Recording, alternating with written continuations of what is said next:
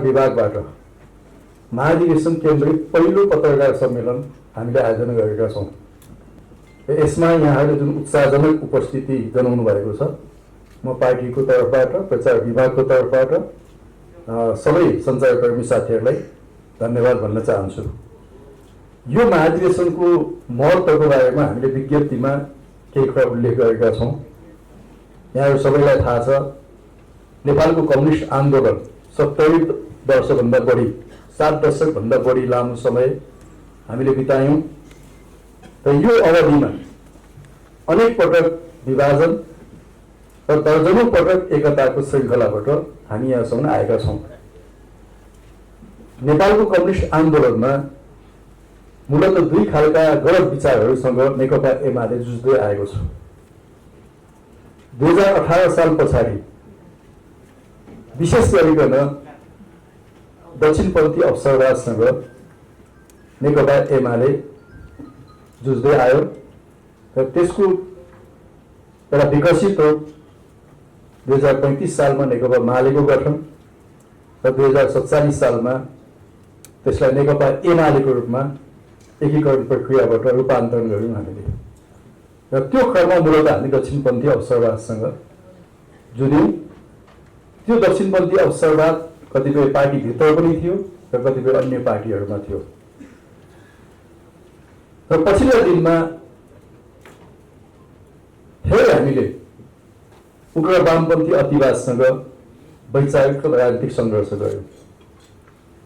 त्यो मूलतः 2052 सालदेखि तत्कालीन नेकपा माओवादीले सञ्चालन गरेको, उहाँहरूको भाषामा जनयुद्ध, एउटा हिंसात्मक सङ्घर्ष र त्यसले नेपाली समाजमा उत्पन्न गरेको अतिवादका विरुद्ध नेकपा एमाले एउटा वैचारिक राजनीतिक सङ्घर्ष अगाडि बढायो र यस क्रममा हामीलाई जनताको बहुदलीय जनवादले मार्गदर्शन गर्यो र हामी दक्षिणपन्थी अवसरवादसँग लड्दा पनि र उग्र वामपन्थी अतिवादसँग लड्दा पनि नेपाली समाजको रूपान्तरण शान्तिपूर्ण, वैधानिक र प्रगतिशील बाटोबाट, प्रतिस्पर्धाको बाटोबाट हुन्छ भन्ने मान्यतालाई कहिले पनि छोडेनौँ। त्यो मान्यताका साथ नेकपा एमाले अगाडि बढ्दै आयो।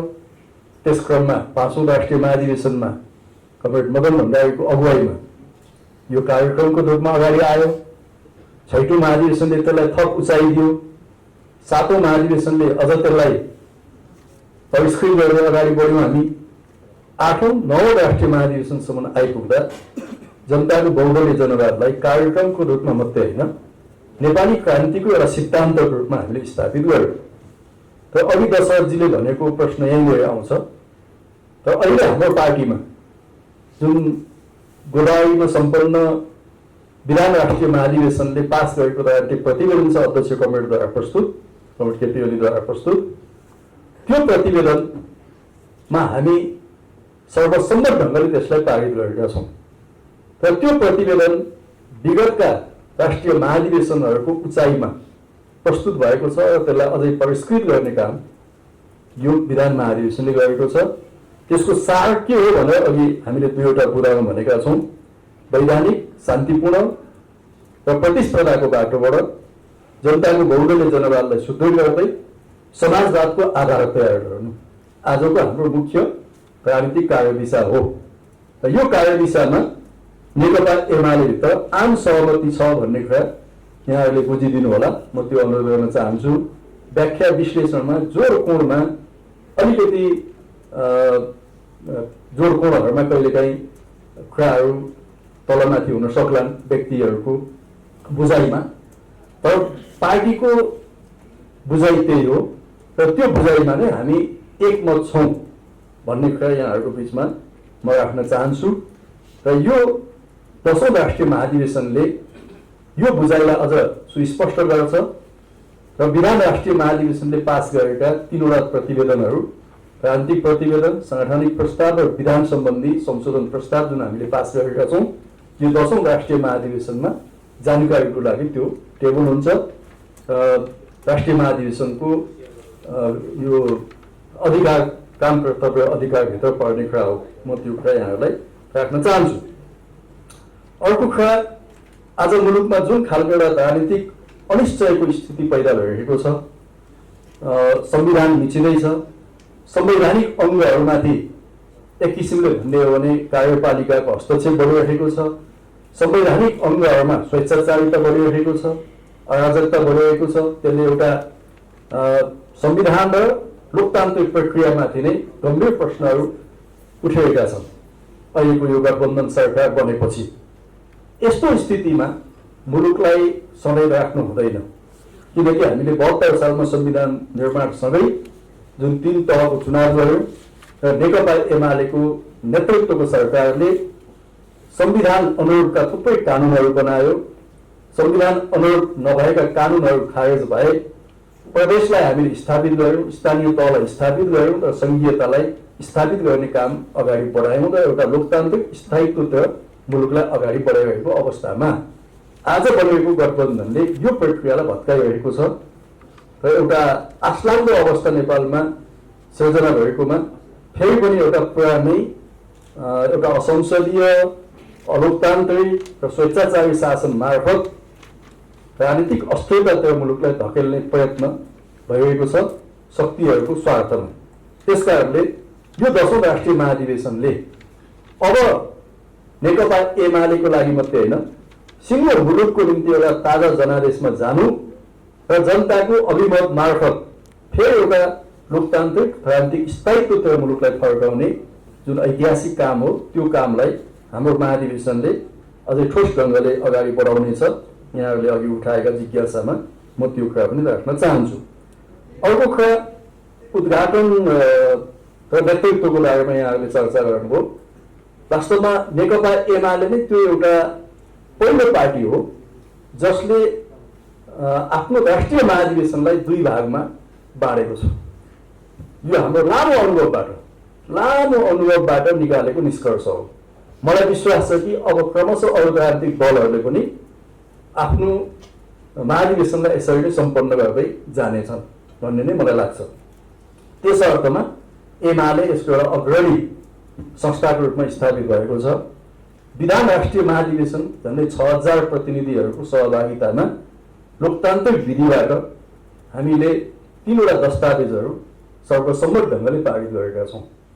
जुन काम सबै हामी एउटै महाधिवेशनबाट गर्थ्यौँ, यसपटक विधान महाधिवेशन अलग्गै गऱ्यौँ र त्यो काम सम्पन्न गरिसकेका छौँ। त्यसको अर्थ 10औं राष्ट्रिय महाधिवेशनमा ती पारित प्रतिवेदनहरू टेबल हुनेछन् जानकारीको लागि र त्यसपछि हरेक महाधिवेशनको अर्को एउटा कार्यभार हुन्छ कि नयाँ नेतृत्व चयन गर्ने, प्रतिवेदनहरू पास गर्ने, नयाँ नेतृत्व चयन गर्ने। यिनै 2टा मुख्य कार्यभार हुन् महाधिवेशनका। तपाईँ एकैपटक गर्नुहोस् अथवा अलग अलग गर्नुहोस्। त्यसो हुँदा पहिले नै हामीले यो सबै प्रतिवेदनहरू पास गरिसकेको सन्दर्भमा यो 10औं राष्ट्रिय महाधिवेशनको मूल कार्यभार भनेको नेतृत्वको निर्वाचन नै हो र विधान महाधिवेशनले पास गरेका दस्तावेजहरूलाई ओन गर्ने कुरा नै हो। र यो विधान महाधिवेशन पछि हुने महाधिवेशन भएको हुनाले मूलतः यसले नेतृत्व चयन गर्नेछ र त्यसमा यहाँले जुन कुरा भन्नुभयो कि वैचारिक छलफल हुन्छ कि हुन्न भनेर भन्नुभयो। अब विधान महाधिवेशन पछिको झन्डै 2 महिनाको अवधिमा कुनै ठुला राजनीतिक घटनाक्रमहरू घटेका छन् र त्यसमा पार्टीले आफ्नो धारणा स्पष्ट गर्नुपर्ने छ भने पक्कै पनि त्यहाँ राजनीतिक प्रस्तावको रूपमा कतिपय कुराहरू आउन सक्छन्। तर पार्टीको वैचारिक राजनीतिक सिद्धान्त कार्यदिशाहरू भनेको 1 महिना 2 महिनामा बदलिने कुरा होइन। यो रणनीतिक महत्त्वका विषयहरूले मार्गदर्शन गर्छन्। त्यसो हुँदा विधान महाधिवेशनले पास गरेको राजनीतिक वैचारिक विषयवस्तुहरूले आउने महाधिवेशनलाई मार्गदर्शन गर्छ। त्यसमा हाम्रो महाधिवेशनमा छलफलको एजेन्डा हुने छैन। तर फेरि पनि भन्न चाहन्छु, त्यसको मतलब अति आवश्यक विषयहरूमा छलफल हुँदैन भन्ने होइन। छलफल हुन्छ, आवश्यक पर्यो भने यो 2 महिनाको अवधिमा घटेका घटनाहरू, पार्टीले स्पष्ट गर्नुपर्ने धारणाहरू, कतिपय विधान महाधिवेशनले अस्पष्ट गरेको छ भने त्यसलाई अझ स्पष्ट गर्नुपर्ने कुराहरू त्यहाँ प्रस्तुत हुन्छन्। आवश्यक पर्यो भने छलफल पनि हुन्छन्। त्यसैले यसलाई वैचारिक शून्यताको महाधिवेशन भनेर यहाँहरूले नबुझिदिनु होला। यो महाधिवेशनको निरन्तरता हो। विधान महाधिवेशन सँगै हुने एउटा महाधिवेशन भएको हुनाले यसलाई 2 भाग गरेर अलग ढङ्गले छुट्याएर हेर्नु हुँदैन। यो 2टा महाधिवेशन एउटै हो भनेर यहाँहरूले बुझिदिनु भयो भने यो स्पष्ट हुनेछ भन्ने म यहाँहरूलाई राख्न चाहन्छु। त्यसो हुँदा स्वाभाविक ढङ्गले 10 गते ऐतिहासिक र भव्य ढङ्गले यसको उद्घाटन हुनेछ नारायणी नदीको किनारमा विशाल मैदानमा हैन। हाम्रो मूल व्यवस्थापन समितिले 5 लाखभन्दा बढी जनसहभागिताका साथ यो महाधिवेशन उद्घाटन गर्ने एउटा लक्ष्य राखेको छ। त्यसअनुसार यो हुने नै छ र त्यसपछि मूलतः महाधिवेशनको कार्यभार भनेको निर्वाचन नै हो र त्यसपछि निर्वाचनको कार्यतालिका अनुसार नै महाधिवेशन अगाडि बढ्नेछ र त्यो कार्यतालिका केन्द्रीय निर्वाचन आयोग मार्फत यहाँहरूले जानकारी पाउनुहुनेछ, पार्टीले जानकारी दिनेछ। यो कुरा पनि म यहाँहरूलाई राख्न चाहन्छु। अब जहाँसम्म बाँकी रहेका पालिका र वडा अधिवेशनहरूको कुरा छ, हामीले 6 गते वडाको अधिवेशन, कार्तिक 6 गते र 9 गते पालिका स्तरको अधिवेशन तोकेका थियौँ। अब दसैँको बिदा, अरू कतिपय बिदाहरू, पार्टीको आन्तरिक व्यवस्थापनको कारणले सबै ठाउँमा यो सम्पन्न भएको छैन, कतिपय ठाउँमा बाँकी छ। त्यसको मतलब म एक्ज्याक्ट अहिले भन्न सक्दिनँ, तर मलाई लाग्छ कि झन्डै 80% भन्दा बढी वडामा र स्थानीय पालिकामा अधिवेशनहरू सम्पन्न भएका छन्। हामी तिहार लगत्तै यसको जानकारी यहाँहरूलाई दिन्छौँ। कतिवटा वडामा को नेतृत्व आयो, पालिकामा को नेतृत्व आयो, त्यसको जानकारी हामी दिन्छौँ र बाँकी जति पनि अधिवेशन गर्न बाँकी छ त्यसलाई केन्द्रीय कमिटीले के भनेको छ भने आउने 25 गतेभित्र, यही कार्तिक 25 गतेभित्र बाँकी भएका वडा र पालिका अधिवेशन सम्पन्न गर्नु भनेर निर्देशन गरेको छ। र अहिले हाम्रा मातहत कमिटीहरू, स्थानीय तहका कमिटीहरू त्यो बाँकी अधिवेशनहरूलाई सम्पन्न गर्न लागि पर्नु भएको छ। म यहाँहरूलाई त्यो निवेदन गर्न चाहन्छु। अब जहाँसम्म प्रमुख राजनीतिक दलहरूलाई निमन्त्रणा दिने क्रममा एकीकृत समाजवादीको नाम पनि पत्रकार साथीले लिनुभएको छ। प्रमुख राजनीतिक दलहरूलाई हामीले यसमा आमन्त्रण गर्छौँ, नेपालका प्रमुख राजनीतिक दलहरू। अब प्रमुख राजनीतिक दलहरूको पहिचान स्पष्ट छ, ठेगाना स्पष्ट छ। कतिपय राजनीतिक दलहरूको पहिचान र ठेगाना स्पष्ट छैन, पत्राचार गर्ने ठाउँहरू पनि स्पष्ट छैन, पत्राचार गर्नुपर्ने पहिचानहरू पनि स्पष्ट भएको छैन। कुनै अवैध सम्बन्धहरूबाट बनेका, अवैध गर्भधारणबाट बनेका पार्टीहरू छन्।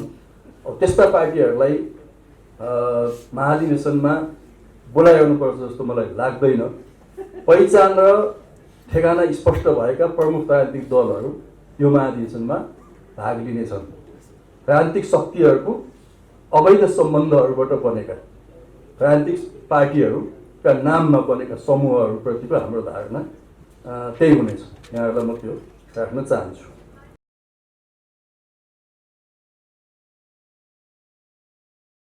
नेपालका राजनीतिक दलहरू मात्रै होइन कि मैले पढेको कुनै रिपोर्टले दक्षिण एसियाकै राजनीतिक दलहरूमा एकाउन्ट सिस्टममा सबभन्दा पारदर्शी नेकपा एमाले छ। त्यो यहाँहरूले चेक गर्न सक्नुहुन्छ। हाम्रो हरेक वर्ष अडिट हुन्छ, आन्तरिक अडिट हुन्छ, साथै अनुमति प्राप्त लेखा परीक्षकहरूबाट पनि लेखा परीक्षण हुने सिस्टम छ हाम्रो। त्यो सिस्टम छ र तलदेखि माथिसम्म पार्टीका स्थानीय तहसम्म त्यो हुन्छ। र यसपटकको महाधिवेशनमा हामीले सार्वजनिक ढङ्गले चन्दा आह्वान गरेका छैनौँ, तर स्थानीय पार्टी कमिटीहरूले त्यो काम केन्द्रको अनुमतिमा गर्न सक्छन्। किनभने यातायात खर्चदेखि अन्य कतिपय खर्चहरू स्थानीय तहले जुटाउनु पर्ने भएको हुनाले त्यो गर्न सक्छन्। तर त्यसको निम्ति केन्द्रीय कार्यालयसँग, केन्द्रीय आर्थिक विभागसँग पूर्व अनुमति लिएर उहाँहरूले गर्न सक्नुहुन्छ। यो पटक हाम्रो पार्टीको सङ्गठित सदस्यता शुल्क र नवीकरण शुल्क एउटा हाम्रो मुख्य खर्चको स्रोत त्यो हो।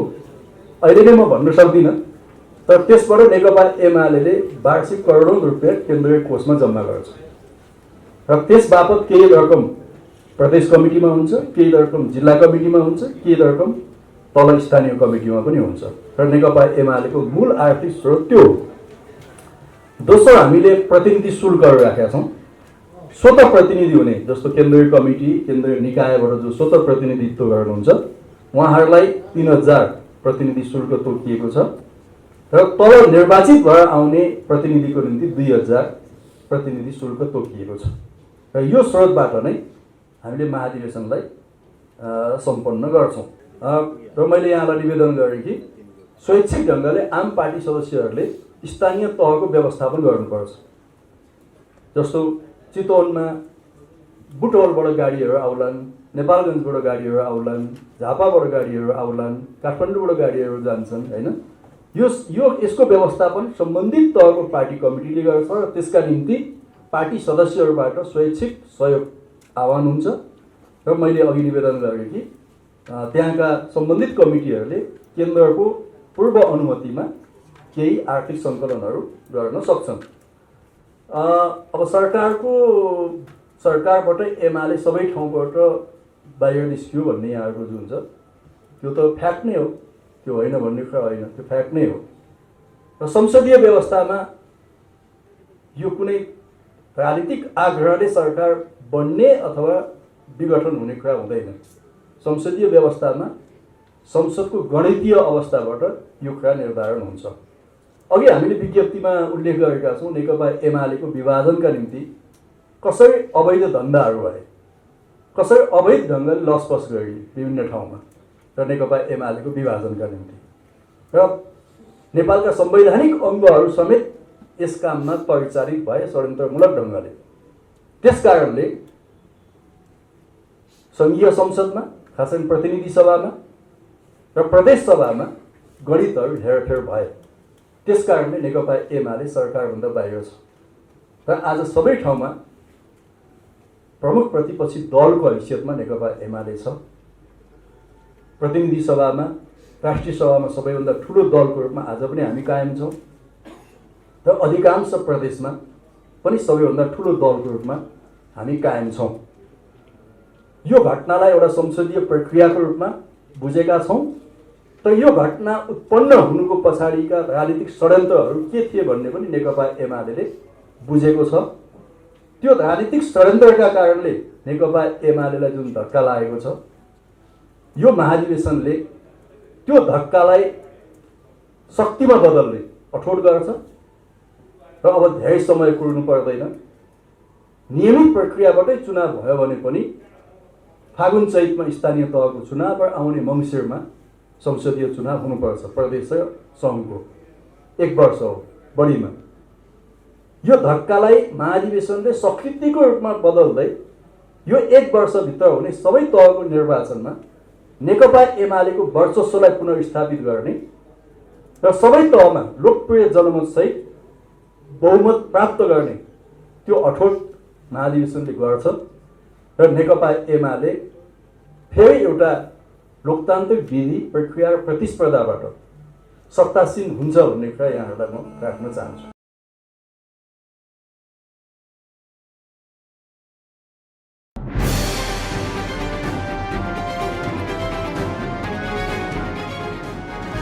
तपाईको सूचनाको साथी दैनिकी.com